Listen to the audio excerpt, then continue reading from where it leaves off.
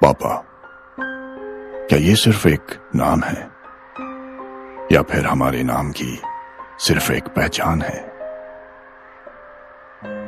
पापा, हिम्मत है, हौसला है, मेहनत करने वाला एक सच्चा इंसान है या फिर हमारी जरूरतों को पूरी करने वाली सिर्फ एक दुकान है?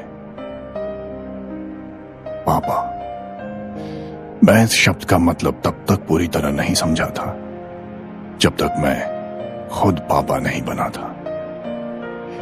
मानो जैसे कल ही की बात हो, जब ऑपरेशन थिएटर से निकलकर डॉक्टर ने कहा, मुबारक हो, बेटी हुई है।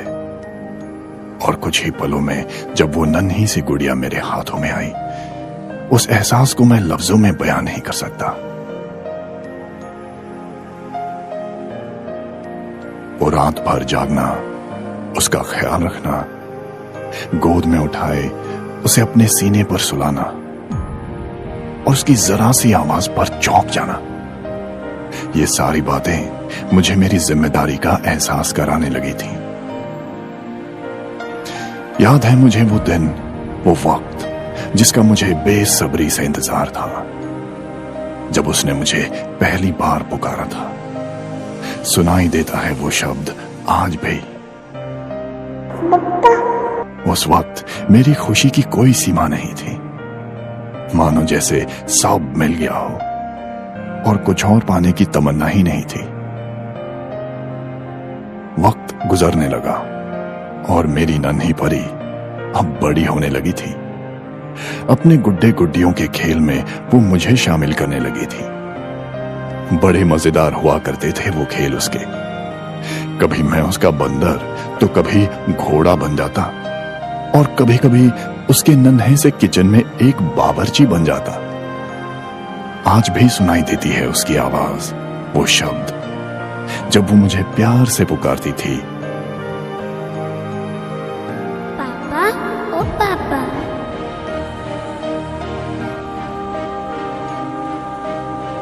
बेटा उठो, स्कूल जाने में देर हो जाएगी। कुछ देर और सोने दो ना पापा, ये भूलकर फिर से सो जाएगी। मैं भी उसे सोने देता और ऑफिस जाने से पहले बस जी भरकर उसे देख लेता।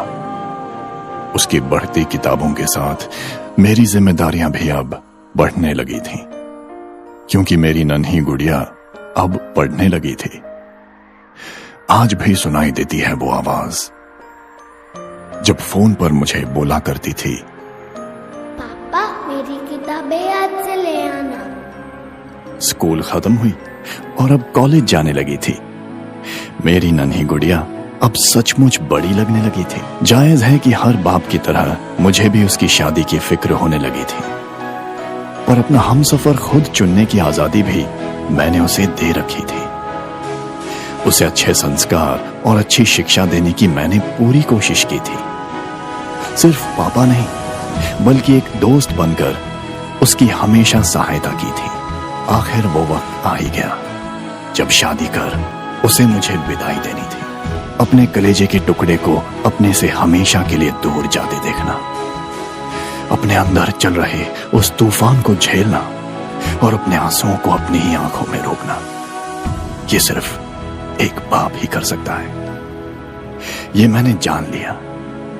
आज भी उसके शब्द सुनाई देते हैं, पापा, अपना ख्याल रखना, दवाई टाइम से ले ले, मैं रोज आपको कॉल करूंगी।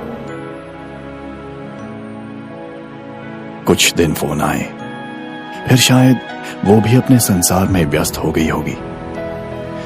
हाँ, त्योहारों पर मिलना होता था और नाती पोतों के साथ खेलना भी होता था।